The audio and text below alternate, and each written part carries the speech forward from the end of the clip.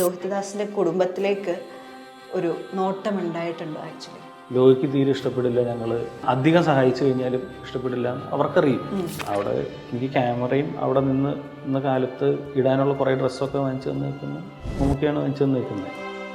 സിബി മലയിൽ മോഹൻലാൽ, ലോഹിതദാസ് അങ്ങനെ ഒരു കൂട്ടുകെട്ടിൽ ഭീഷ്മർ പോലുള്ളൊരു പടം വരുന്നു എന്നുള്ളതും കേട്ടിരുന്നു. ജീവിത സീനൊക്കെ എഴുതിയിട്ടുണ്ട്, പക്ഷെ അത് അമ്മയുടെ കസ്റ്റഡിയിലാണ് ഭീഷ്മർ. അതെ, വളയത്തിലുള്ള പാർവതി മാം ചെയ്ത ക്യാരക്ടർ. അപ്പൊ ഇവര് തമ്മില് ആ ഇഷ്ടം പറയുന്ന സീൻ അത് ആക്ച്വലി അച്ഛൻ്റെയും അമ്മേൻ്റെയും ജീവിതത്തിൽ നിന്നുള്ളതാണ്. എനിക്ക് ഗുണം എന്താ വെച്ച് കഴിഞ്ഞാൽ അച്ഛൻ സിനിമാറ്റോഗ്രഫി ചെയ്തിട്ടുണ്ടായിരുന്നില്ല, അതുകൊണ്ട് അതിലെനിക്ക് ആ ലെഗസിയുടെ വെയിറ്റ് കുറവാണ്. എന്താ നിനക്ക് പ്രണയമൊന്നുമില്ലേ ചോദിക്കുന്ന കൈൻഡ് ഓഫ് ആള് തന്നെയായിരുന്നു. ഞാൻ സിനിമാറ്റോഗ്രഫി പഠിച്ചതോ അല്ലെങ്കിൽ എൻ്റെ ഫീസ് അവിടെ കൊടുത്തതോ ദിലീപേട്ടനെ കൊടുത്തേക്കുന്നത്. മമ്മൂട്ടി, മോഹൻലാൽ ഇവരെല്ലാം ഞാൻ കമ്പാരിറ്റീവ്ലി അധികം കണ്ടിട്ടുണ്ട് ഇവരെക്കാൾ. ഹലോ, നമസ്കാരം. ഇന്ന് കൗമുദി മൂവീസിൽ നമ്മുടെ കൂടെ ജോയിൻ ചെയ്യുന്നത് ഒരു യുവ സിനിമാറ്റോഗ്രാഫറാണ്, ഹരികൃഷ്ണൻ ലോഹിതദാസ്. വെൽക്കം. നമസ്കാരം. നമസ്കാരം. ചിരുടച്ചത്തിൽ നമസ്കാരം. എങ്ങനെ പോകുന്നു? പുതിയ മൂവി ഇതാ റിലീസായിരിക്കാണ്, ധീരൻ. അപ്പോൾ ധീരൻ്റെ ധീരതയോടെ അതിൻ്റെ സിനിമാറ്റോഗ്രാഫറെ ഞങ്ങളിങ്ങനെ ക്ഷണിച്ചിരിക്കുകയാണ്. എങ്ങനെയുണ്ട് ധീരൻ്റെ റെസ്പോൺസും കാര്യങ്ങളൊക്കെ? നല്ല റെസ്പോൺസാണ് കിട്ടുന്നത്. എല്ലാവർക്കും ഒരു ഫൺ ഫ്രീ മൂവി ആയിട്ടാണ് തോന്നുന്നത്. എല്ലാവരും ഇതുവരെ കിട്ടിയ റെസ്പോൺസ് എല്ലാം നല്ല റെസ്പോൺസ് ആയിരുന്നു, അടിപൊളിയായിട്ട് പോകുന്നത്. അപ്പൊ എനിക്ക് തോന്നുന്നു ഈ ഇപ്പൊ ദേവദത്ത് ഷാജി എന്ന് പറയുന്നൊരു ഡയറക്ടറും ഈ സിനിമാറ്റോഗ്രാഫറും തമ്മിലുള്ളൊരു സൗഹൃദം ഈ സിനിമയിൽ വളരെ എവിഡന്റ് ആയിട്ട് കാണാൻ പറ്റുമെന്ന് തോന്നുന്നു, അല്ലേ? തീർച്ചയായിട്ടും. കാരണം ഞങ്ങൾക്കിടയിലുള്ള സൗഹൃദം വളരെ അധികം ഇതിൽ കാണാൻ പറ്റും, ഈ സിനിമയിൽ കാണാൻ പറ്റും. പൊതുവെ ഞങ്ങളുടെ കമ്മ്യൂണിക്കേഷൻ എല്ലാം ഭയങ്കര സൈലന്റ് ആയിരുന്നു. അപ്പം ഞങ്ങൾ ഒരാൾ അവിടെ നിന്നിട്ട് അതിൽ തീരും, അതിനപ്പുറത്തേക്ക് ഞങ്ങളൊരു സംസാരം വേണ്ടി വരാറില്ല പലപ്പോഴും. അത്ര കമ്മ്യൂണിക്കേഷൻ സ്കില്ലാണല്ലേ? അത്ര ഉണ്ടാവും. എക്സ്പെക്ടേഷൻസ് മീറ്റ് ചെയ്യുക എന്ന് പറയുന്ന ഒരു സംഭവം ഉണ്ടല്ലോ. ഇപ്പം ഒരു ലെജൻഡറി അല്ലെങ്കിൽ ഈ പറയുന്ന ലെഗസിയുടെ എക്സ്പെക്ടേഷൻസ് മീറ്റ് ചെയ്യുക എന്ന് പറയുന്നത് ഒരു ഭയങ്കര ചാലഞ്ച് അല്ലേ? ശരിക്കും ചാലഞ്ചാണ്. പക്ഷേ എനിക്ക് ഗുണം എന്താ വെച്ച് കഴിഞ്ഞാൽ അച്ഛൻ സിനിമാറ്റോഗ്രഫി ചെയ്തിട്ടുണ്ടായിരുന്നില്ല, അതുകൊണ്ട് അതിലെനിക്ക് എന്താ പറയുക, ആ ലെഗസിയുടെ വെയിറ്റ് കുറവാണ്. ഒരുപാട് വൈകിപ്പോയ ഒരാളല്ല, വളരെ നേരത്തെ നമുക്ക് സിനിമാ ലോകത്തിന് നഷ്ടമായ ഒരാളാണ്. എനിക്ക് തോന്നുന്നു 54 വയസ്സ്, വളരെ ചെറുപ്പമാണത്. അപ്പോൾ ആ സമയത്ത് പോയ ഒരാളെന്നുള്ളൊരു രീതിയിൽ പിന്നീട് ഈ സുഹൃത്ത് ബന്ധങ്ങൾ അല്ലെങ്കിൽ സിനിമ മേഖലയിൽ നിന്ന് ലോഹിതദാസിന്റെ കുടുംബത്തിലേക്ക് ഒരു നോട്ടം ഉണ്ടായിട്ടുണ്ടോ ആക്ച്വലി? നോട്ടം ഉണ്ടായിട്ടുണ്ട്. കാരണം ഈ സുഹൃത്ത് ബന്ധം എന്ന് പറഞ്ഞു കഴിഞ്ഞാൽ അവർ പലരും അവരവരുടെ സ്ട്രഗിളിൽ കൂടെ പോവുമായിരുന്നു ഈ സമയത്തെല്ലാം. പക്ഷെ എന്നാൽ സിനിമയുടെ അകത്തുനിന്ന് സഹായം ഉണ്ടായിട്ടുണ്ട്. ഇപ്പം എന്താ പറയുക, ഞാൻ സിനിമാറ്റോഗ്രഫി പഠിച്ചതോ അല്ലെങ്കിൽ എൻ്റെ ഫീസ് അവിടെ കൊടുത്തതോ ദിലീപേട്ടനെ കൊടുത്തേക്കുന്നത്. പിന്നെ അവിടെ ഞാൻ ചെല്ലുമ്പോൾ എനിക്ക് കയ്യിലൊരു ക്യാമറയില്ല. പിന്നെ അവിടെ എനിക്ക് ക്യാമറയും അവിടെ നിന്ന കാലത്ത് ഇടാനുള്ള കുറേ ഡ്രസ്സൊക്കെ വാങ്ങിച്ചു തന്നിരിക്കുന്നത് മമ്മൂക്കയാണ് വാങ്ങിച്ചു തന്നിരിക്കുന്നത്. ഇപ്പോഴും എൻ്റെ കയ്യിലുള്ള ക്യാമറ അത് തന്നെയാണ്. അതിനുശേഷം ഞാൻ ഒരു ക്യാമറ വാങ്ങിച്ചിട്ടില്ല, അത് തന്നെയാണ് ഞാൻ കൊണ്ടു കിടക്കുന്നത്. അപ്പോൾ ഇവരെല്ലാം ഇതാണ് എനിക്ക് തന്നേക്കുന്നത്. കാരണം എന്താ പറയുക, കുറച്ച് കാശ് കൊണ്ട് തന്നിട്ട് പോയി കഴിഞ്ഞാൽ അത് അവിടെ തീരും. ഇവരെനിക്ക് തന്നേക്കുന്നത് ജീവിതമാർഗമാണ്. പിന്നെ അച്ഛനോടുള്ള അത്രയും അടുത്ത ബന്ധം കൊണ്ടായിരിക്കാം. കാരണം ഇപ്പോൾ അവർക്കറിയും, കാരണം ലോഹിക്ക് തീരെ ഇഷ്ടപ്പെടില്ല, ഞങ്ങൾ എന്ന് വെച്ച് കഴിഞ്ഞാൽ അധികം സഹായിച്ചു കഴിഞ്ഞാലും ഇഷ്ടപ്പെടില്ല എന്ന് അവർക്കറിയും. കാരണം അവർക്കിടയിൽ ആ ബന്ധമുണ്ട്. കാരണം വെച്ചാൽ മറ്റു പലയിടത്തും അവർ എന്താ പറയുക ചെയ്യുന്നത് വേറെ രീതിയിലാണ്. ഇവിടെ ഞങ്ങൾക്ക് തോന്നിയിരിക്കുന്ന സാധനം അച്ഛനെ അറിഞ്ഞ് അവർ പ്രവർത്തിച്ചു എന്നുള്ളത്. അപ്പം അതിൽ വളരെ സന്തോഷമുണ്ട്. കാരണം അവർ തന്നേക്കുന്ന ഒരു ജീവിതമാർഗമാണ്. പിന്നെ ഞങ്ങളുടെ സ്ട്രഗിൾ ചെയ്യാനായിട്ട് അവർ അനുവദിച്ചിട്ടുണ്ട്. എന്നാൽ ഇവര് ഇതെല്ലാം അറിയുന്നുമുണ്ട് കേട്ടോ. ഞങ്ങളെ പറ്റിയുള്ള എല്ലാ വിവരങ്ങളും അന്വേഷിക്കുന്നുണ്ട്, ചോദിക്കുന്നുണ്ട്, അറിയുന്നുമുണ്ട്. ഇപ്പൊ ഈ ഒരു മൂവി ഇപ്പൊ നമ്മൾ ഇൻഡിപെൻഡന്റ് ആയിട്ടൊരു DOP ഒക്കെ ചെയ്യുന്ന സമയത്ത് മമ്മൂക്ക തന്ന ഒരു ക്യാമറയാണല്ലോ കയ്യിലിരിക്കുന്നത്. അവിടെ നമുക്ക് വേറെ ആണെങ്കിലും നമ്മൾ ആസ് എ പേഴ്സൺ അല്ലെങ്കിൽ നമ്മൾ ഭയങ്കര ട്രഷറായിട്ട് അതെ അല്ലേ? ഇപ്പോ ലോഹിതദാസ് എന്ന് പറയുമ്പോൾ അച്ഛൻ്റെ കാര്യങ്ങൾ പറയുമ്പോൾ എപ്പോഴും നമ്മളൊരു കൂട്ടുകെട്ട് ആലോചിക്കും. സിബി മലയിലും ലോഹിതദാസും തമ്മിലുണ്ടായിരുന്ന ഒരു കൂട്ടുകെട്ട്. സിബി മലയിൽ മോഹൻലാൽ, ലോഹിത് ദാസ് എന്നുള്ളൊരു കൂട്ടുകെട്ട്, ലോഹിത് ദാസ് മമ്മൂട്ടി എന്നുള്ളൊരു കൂട്ടുകെട്ട്. അപ്പം ഈ കൂട്ടുകെട്ടുകൾ എത്രത്തോളം ലോഹിത് ദാസ് എന്നുള്ളൊരു കലാകാരൻ്റെ ഗുണം ഉണ്ടാക്കിയിട്ടുണ്ട്, അങ്ങനെ എന്തെങ്കിലും തോന്നിയിട്ടുണ്ടോ? പോകെ പോകെ നമ്മൾ സിനിമയിലേക്ക് ഇറങ്ങി എന്തെങ്കിലുമൊക്കെ ചെയ്ത് തുടങ്ങുമ്പോഴാണ് ഈ കൂട്ടുകെട്ടുകൾ വളരെ പ്രാധാന്യമുള്ളത്. ഇപ്പം ഞാൻ പറഞ്ഞല്ലോ, ഒരു സൗഹൃദം ഉണ്ടാവുക എന്ന് പറയുന്നത് വളരെ അത്യാവശ്യമുള്ള കാര്യം. അതും പിന്നെ ഇവരുടെ ഒരു കൂടിച്ചേരലും വളരെ അത്യാവശ്യമാണ്. കാരണം ഇപ്പോൾ അച്ഛനൊരു എഴുത്തുകാരൻ എന്നുള്ള രീതിയിൽ ഒരു ക്യാരക്ടറിനെ എഴുതി വെക്കുന്നുണ്ടാവും, പക്ഷെ ഇതിനെ ഒരു സ്ക്രീനിലേക്ക് പകർത്തി എടുക്കണം എന്നുണ്ടെങ്കിൽ അതിനൊരു ആ പാത്രം കൊണ്ട് നടക്കാനായിട്ട്, കഥാപാത്രത്തെ കൊണ്ട് നടക്കാൻ ഒരു ആക്ടർ വേണം.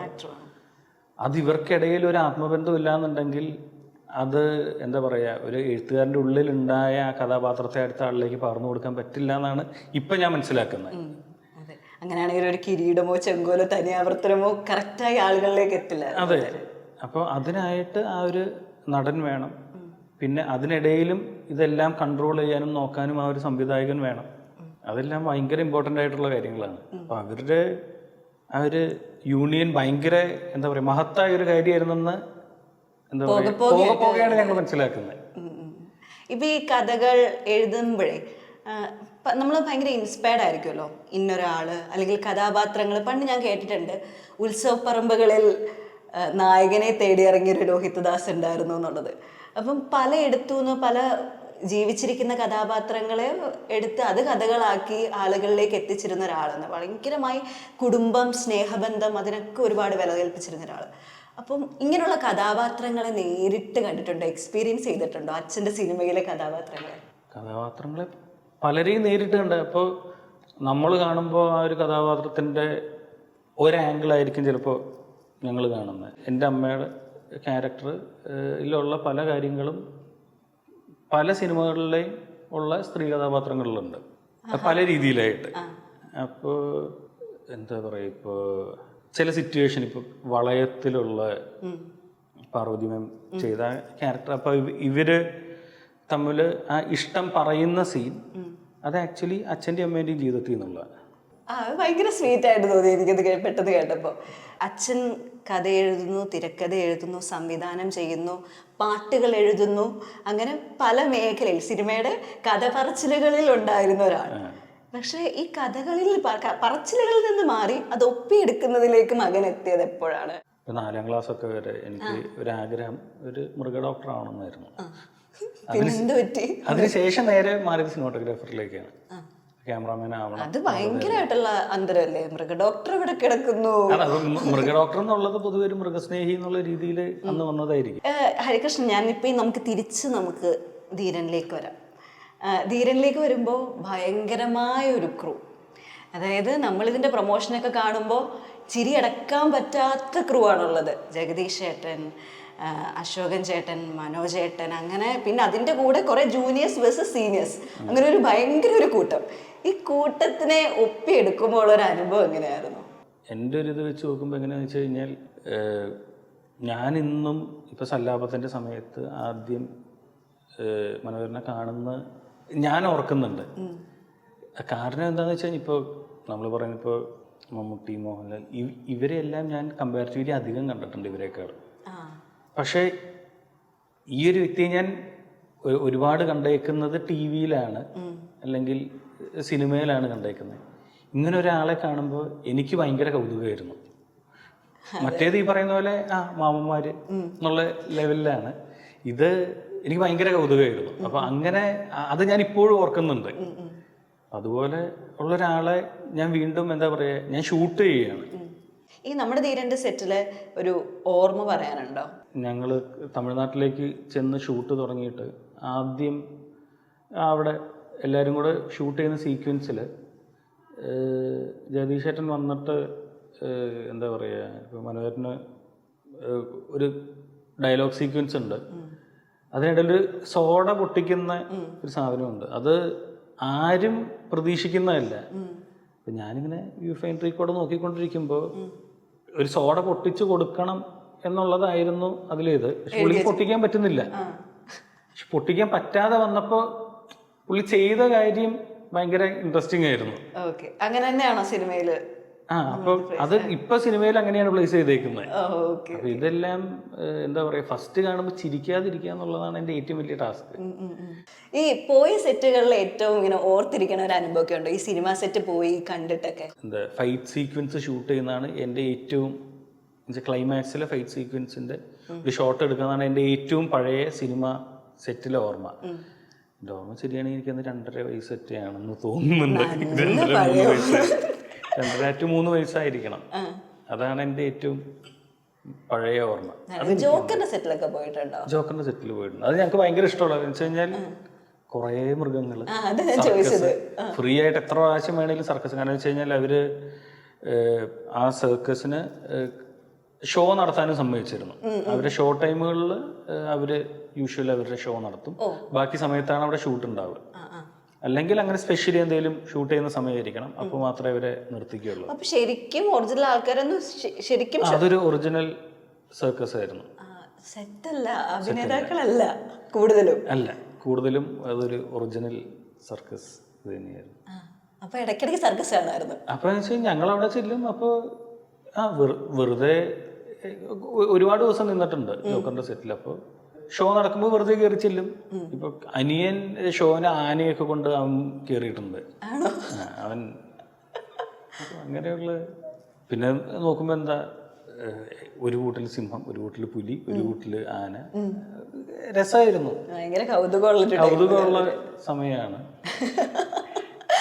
ഓക്കെ. ഇപ്പൊ ഈ അമരാവതി എന്നുള്ളൊരു വീട്, പലരും ഇപ്പൊ ലോഹിത് സാറിന്റെ കാര്യങ്ങൾ പറയുമ്പോൾ ആ വീട് വിട്ടിട്ട് പറയുന്നതായിട്ട് ഞാൻ ഭയങ്കര കുറവാണ് കേട്ടിട്ടുള്ളത്. അപ്പം അമരാവതി വീടിനെ പറ്റി ഒന്ന് പറയൂ. ലോഹിത് സാർ എത്ര അറ്റാച്ച്ഡ് ആയിരുന്നു, പല കഥകളും ഉണ്ടായ ആ ഒരു ഇരുട്ടുമുറി, അങ്ങനെ പലതും കേട്ടിട്ടുണ്ട്. അമരാവതി തീർച്ചയായിട്ടും അച്ഛന് ഭയങ്കര ഇഷ്ടമുള്ള സ്ഥലം തന്നെയായിരുന്നു. പക്ഷെ പലരും ഓവർ റൊമാൻറ്റിസൈസ് ചെയ്യുന്നുണ്ടെന്ന് എനിക്ക് തോന്നാറുണ്ട്. കാരണം എന്താ വെച്ച് കഴിഞ്ഞാൽ ആ വീട് വാങ്ങുന്നത് ഭൂതക്കണ്ണാടിക്കും ശേഷമാണ്, സംവിധാനം തുടങ്ങിയതിന് ശേഷം. അപ്പോൾ അതിനുശേഷം അവിടെ ഇരുന്ന് കാലത്തൊരു 10 സ്ക്രിപ്റ്റോളം എന്താ പറയുക ചിന്തിച്ചിട്ടുള്ളൂ. കാരണം അമരാവതിയിൽ ഇരുന്ന് ഒരിക്കലും എഴുത്തില്ല. അതെപ്പോഴും ചിന്തിക്കാനും സാധാരണക്കാരുമായിട്ട് ഇടപഴകാനും ഉള്ള സ്പേസ് ആയിരുന്നു. അപ്പോൾ അച്ഛൻ്റെ ഒരു റുട്ടീൻ എങ്ങനെയാണെന്ന് വെച്ച് കഴിഞ്ഞാൽ രാവിലെ എഴുന്നേൽക്കും, നേരത്തെ എഴുന്നേറ്റ് കഴിഞ്ഞിട്ട് നടക്കാൻ പോകുന്നത് വെച്ച് കഴിഞ്ഞാൽ അതൊരു ഹെൽത്തിൻ്റെ ഭാഗം മാത്രമല്ല, അതൊരു എന്താ പറയുക, ആളുകളെ കാണുക, സംസാരിക്കുക, കഥകൾ അന്വേഷിച്ച് അങ്ങനെ ഒരു ചിന്തയും നടക്കുന്ന ഒരിതാണ്. അതിലേ പോവും. ഒരു ചായക്കടയിൽ ചെല്ലും, അവിടെ ഏതോ പത്രമുണ്ട്, മനോരമ ഏതോ ഇവിടെ, അവിടെ ഇരുന്ന് ആ പത്രം വായിക്കും. അതിനൊപ്പം അവിടെ ഇരിക്കുന്ന ആൾക്കാരായിട്ട് സംസാരിക്കും. അത് കഴിഞ്ഞ് നടന്ന് വേറൊരു ചായക്കടയിൽ പോവും, അവിടെ വേറെ ഏതോ പത്രമുണ്ട്, അത് വായിക്കും, അവിടെയുള്ളവരായിട്ട് സംസാരിക്കും. ഇത് കഴിഞ്ഞാണ് ഈ നടപ്പ് റൗണ്ട് ചെയ്ത് തിരിച്ച് വീട്ടിലേക്ക് എത്തുക. അപ്പൊ ഈ സമയത്ത് ഇതൊരു സ്ഥിരം പ്രോസസ് ആകുമ്പോൾ ഓട്ടോമാറ്റിക്കലി എന്താ പറയാ, അവർക്ക് ഇയാള് ആ ഒരു നാട്ടുകാരനായിരിക്കും, എന്താ പറയാ, അവർക്ക് സ്ഥിരം പരിചയമുള്ള ഒരാളാവും. അപ്പോൾ പതിയെ അവരുടേതായിട്ടുള്ള പേഴ്സണൽ കാര്യങ്ങളും കഥയും ഇതും ആ നാട്ടിലെ കാര്യങ്ങളൊക്കെ ചർച്ച ചെയ്യും, സംസാരിക്കുകയൊക്കെ ചെയ്യും. അങ്ങനെ ഗ്രൗണ്ടഡ് ആയി നിൽക്കാൻ വേണ്ടിയിട്ട് എടുത്ത ഒരിതാണ്. അപ്പോൾ പക്ഷെ അച്ഛൻ ചെയ്ത ഏറ്റവും നല്ല കാര്യങ്ങളിലൊന്നും അത് തന്നെയെന്നാണ് ഞാനും വിചാരിക്കുക. കാരണം അതേപോലെ തന്നെ ഞാൻ ഈ അമരാവതിയെ പറ്റി വളരെ സങ്കടകരമായിട്ടുള്ള ന്യൂസുകളും കേട്ടിട്ടുണ്ട്. അതിന് സാമ്പത്തികമായി കുറച്ച് പ്രശ്നങ്ങൾ ഉണ്ടായിരുന്നെന്നും പിന്നെ അത് തിരിച്ചു പിടിച്ചതൊക്കെ എങ്ങനെയാണ്? അല്ലത് അമരാവതിയുടെ എല്ലാ സാമ്പത്തികമായിട്ട് ഞങ്ങൾക്ക് ആലുവയിലൊരു വീടുണ്ടായിരുന്നു. അതിനാണ് മെയിൻലി ബാധ്യതകൾ കാര്യമായിട്ടുണ്ടായിരുന്നു. 2 വീടിനും ഉണ്ടായി. അമരാവതിക്കും ഉണ്ടായിരുന്നു. പക്ഷെ അമരാവതിന്റെ അത് എന്താ പറയാ, ആലുവയിലെ വീട് പിന്നെ ഞങ്ങളത് കൊടുത്തിട്ട് ബാക്കിയെല്ലാം സെറ്റിൽ ചെയ്തു. അതിനൊപ്പം അമരാവതി. പക്ഷെ ഇത്ര പഴക്കമുള്ളൊരു വീട് മെയിൻറ്റെയിൻ ചെയ്യുക എന്ന് പറയുന്നത് അതൊരു കാര്യമായ കോസ്റ്റുള്ള കാര്യമാണ്. അത് ബുദ്ധിമുട്ടാണ്.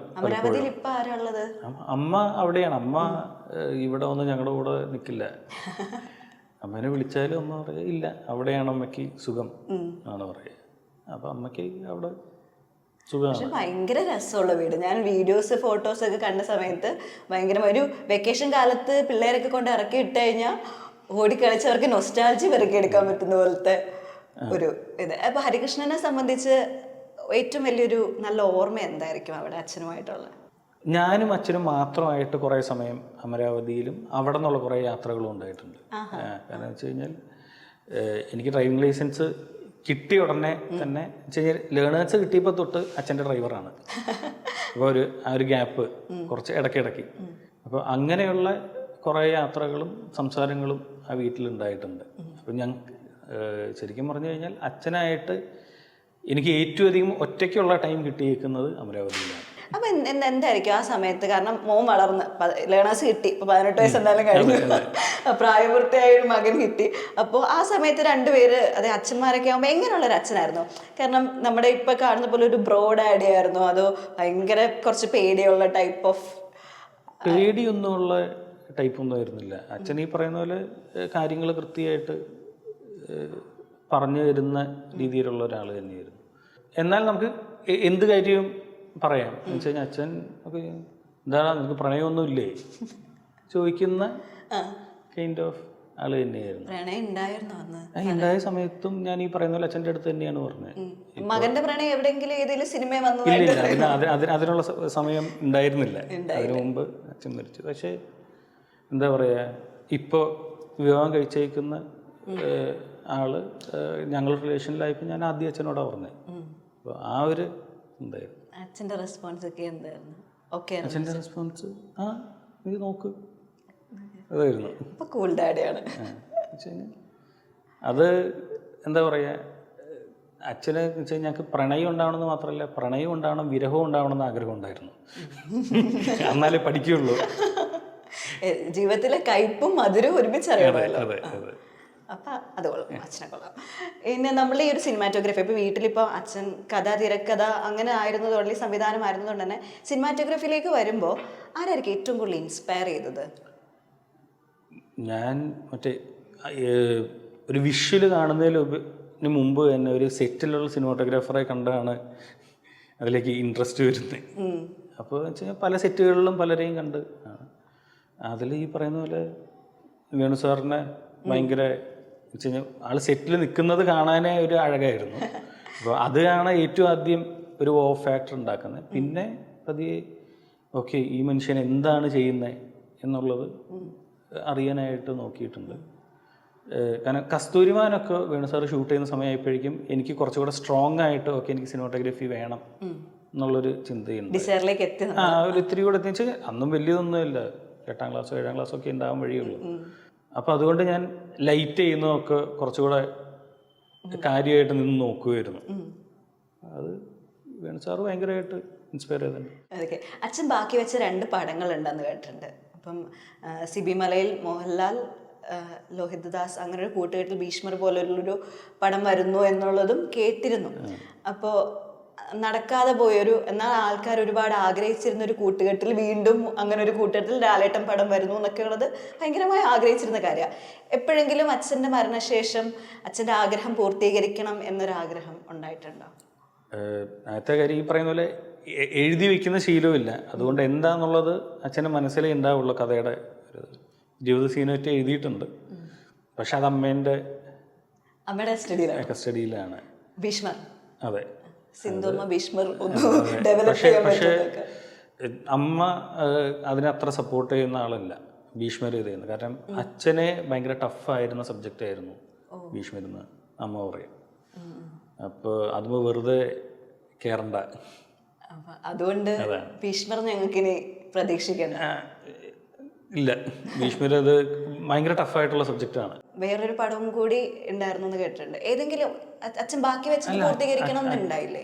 കുഞ്ചൻ നമ്പ്യാർ ചെയ്യണമെന്നുണ്ടായിരുന്നു. പിന്നെ അതുപോലെ തന്നെ ഭൂതപ്പാട്ട് ബേസ് ചെയ്തിട്ട് വേറെ തന്നെ സ്ക്രിപ്റ്റ് ഉണ്ടായിരുന്നു. സ്ക്രിപ്റ്റ് അല്ല, സബ്ജക്റ്റുകൾ. വാക്കുകൾക്കാണോ വിഷ്വൽസിനാണോ ഏറ്റവും നന്നായിട്ട് കഥ പറയാൻ പറ്റുക? എഴുതി വെച്ച വാക്കുകൾക്ക് തന്നെയാണ് അതിരില്ലാതെ വിഷ്വൽ പറയാൻ പറ്റുകയെന്ന് എനിക്ക് തോന്നുന്നുണ്ട്. ഈ കുറച്ച് വായനയുണ്ട്, അതുകൊണ്ട് എനിക്ക് തോന്നുന്ന കാര്യം, കാരണം നമ്മൾ വായിക്കുമ്പോൾ നമുക്ക് ഒരു ലിമിറ്റില്ലാതെ വിഷ്വൽ തലയിലേക്ക് വരും. ഞാൻ ഇപ്പോൾ ഒരു സിനിമാറ്റോഗ്രാഫർ എന്നുള്ള രീതിയിൽ എനിക്ക് എപ്പോഴും പ്രശ്നം, അയ്യോ ഈ ഫ്രെയിമിൽ ഇത്രയല്ലേ ഒതുങ്ങുള്ളൂ എന്നുള്ളതാണ്. അപ്പോൾ പക്ഷേ ആ മിനിമൽ ഇതിൽ വെച്ചിട്ട് നമ്മളെങ്ങനെ കഥ പറയുന്നു എന്നുള്ളതാണ് ഇതിൻ്റെ ചാലഞ്ചും. അതേപോലെ തന്നെ അച്ഛൻ്റെ പടങ്ങളിൽ ഇപ്പോൾ സിനിമാറ്റോഗ്രാഫി ചെയ്യണം എന്ന് തോന്നിയിട്ടുള്ള ഏതെങ്കിലും പടങ്ങളുണ്ടോ? ഈ പടം ആസ് എ സിനിമാറ്റോഗ്രാഫർ അച്ഛൻ്റെ കൂടെ എനിക്ക് ഈ പടം വർക്ക് ചെയ്യണമായിരുന്നു. അച്ഛൻ പറഞ്ഞേക്കുന്ന മറ്റൊരു കഥ ഓക്കെ അത് കൂടെ ചെയ്യാൻ പറ്റിയിരുന്നെങ്കിൽ. ആണോ? ഏത് കഥ അത്? അല്ല, അതൊരു ഈ പറയുന്ന ഒരു ഹിസ്റ്റോറിക് വാർ ഫിലിമാണ്. ഒരു വലിയ രണ്ട് രാജ്യങ്ങൾ തമ്മിലുള്ള വാറിനിടയിൽ ഒരു ശില്പി, ഇതിനിടയിൽ പെട്ടുപോകുന്നൊരു ശില്പീനെ പറ്റിയുള്ളൊരു കഥയാണ്. ശില്പിയും ശില്പീൻ്റെ മോഡലും. അപ്പോൾ ഈ കഥ ഞാൻ കേട്ടിട്ടുണ്ട്. അത് ഓക്കെ കൂടെ ഷൂട്ട് ചെയ്യാൻ പറ്റിയിരുന്നെങ്കിൽ എന്ന് ആഗ്രഹം. ഇപ്പോൾ കസ്തൂരിമാൻ സെറ്റിൽ ഓർമ്മകളൊക്കെ ഉണ്ടോ? കസ്തൂരിമാനൊക്കെ ഷൂട്ട് ചെയ്യുന്നത് അത് കാണുന്ന സമയമൊക്കെ ആയപ്പോഴേക്കും ഞാൻ പറഞ്ഞല്ലോ, എനിക്ക് അവരെന്താണ് ചെയ്യുന്നത്, എങ്ങനെയാണ് ചെയ്യുന്നതെന്നൊക്കെ കാണാനായിട്ട് ഭയങ്കര ഇഷ്ടമുള്ള സമയം. അപ്പോൾ എൻ്റെ ക്ലൈമാക്സ് സീക്വൻസ് ഒക്കെ ഷൂട്ട് ചെയ്യുന്ന സമയത്തൊക്കെ ഞങ്ങൾ പലപ്പോഴും ഉണ്ട്. അപ്പോൾ എന്നുവെച്ചാൽ ഇത്രയും അധികം ട്രാക്ക് ചാർജുകളും പാരലൽ മൂവ്മെൻറ്റുകളും വെച്ചാണ് ആ സീൻ ഷൂട്ട് ചെയ്തേക്കുന്നത്. അതെല്ലാം എന്താ പറയുക, ഇപ്പോഴും എനിക്ക് ഭയങ്കര ഓർമ്മയുണ്ട് ഇവർ ഇത് ഓരോന്നും ചെയ്യുന്നത്. അത് വളരെ എന്താ പറയുക, ഒരു കാര്യം എടുത്ത് പറഞ്ഞു കഴിഞ്ഞാൽ ഒരുപാട് ഓർമ്മകളുണ്ട്. ഈവൻ ഏറ്റവും ലാസ്റ്റ് ഷോട്ട് പോലും, പടത്തിൻ്റെ ഏറ്റവും അവസാനത്തെ നടന്നു വരുന്ന ഷോട്ടുണ്ട്, അതെല്ലാവരും ഷൂട്ട് ചെയ്ത് എനിക്ക് ഓർമ്മയുണ്ട്. അത് ഈവൻ ആ ഷോട്ട് എടുത്തു കഴിഞ്ഞിട്ട് പോലും ഭയങ്കര എന്താ പറയുക, ഒരു സാറ്റിസ്ഫൈഡ് ആയിരുന്നു. ഓക്കെ മതി, അതെല്ലാം എനിക്ക് നല്ല ഓർമ്മയുണ്ട്. ഇപ്പോൾ ഈ അച്ഛൻ്റെ സിനിമകൾ പറയുമ്പോഴും ഒരുപാട് ക്യാരക്ടേഴ്സ് ഉണ്ടാവും, അല്ലെങ്കിൽ ഏറ്റവും ഫേവറേറ്റ് ആയിട്ടുള്ള മൂവി അങ്ങനെയുണ്ട്. ഒരുപാട് ഉണ്ടെന്ന് എനിക്കറിയാം, ഒരുപാട് ഉണ്ടാവും. പക്ഷെ അച്ഛൻ്റെ പടം കൊണ്ട് തന്നെ ഏതെങ്കിലും ഓർമ്മ പറ. ഇപ്പം ഞാൻ ഈ പറയുന്ന പോലെ എൻ്റെ പാരൻറ്റിങ് ലൈഫ് ഭയങ്കരമായിട്ട് എൻജോയ് ചെയ്യുന്ന സമയമാണ്. അപ്പോൾ ഈ പറയുന്ന പോലെ അങ്ങനെയുള്ള കഥാപാത്രങ്ങളെയാണ് കൂടുതൽ ഇത്. ഇപ്പോൾ ഭൂത കണ്ണാടിയിലെ വിദ്യാധരൻ്റെ ക്യാരക്ടറിനെയൊക്കെ എനിക്ക് ഭയങ്കര കണക്ട് ചെയ്യാൻ പറ്റും. ഓക്കെ, അപ്പോൾ എന്തായാലും നമ്മുടെ മൂവി ഇപ്പോൾ റിലീസായിരിക്കുകയാണ്.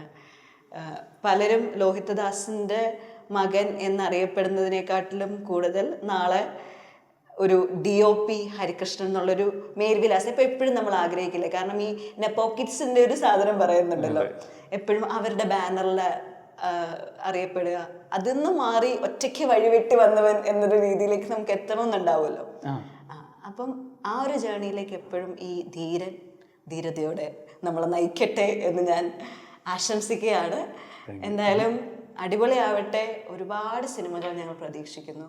സോ എല്ലാം അടിപൊളിയാവട്ടെ. Thank you so much.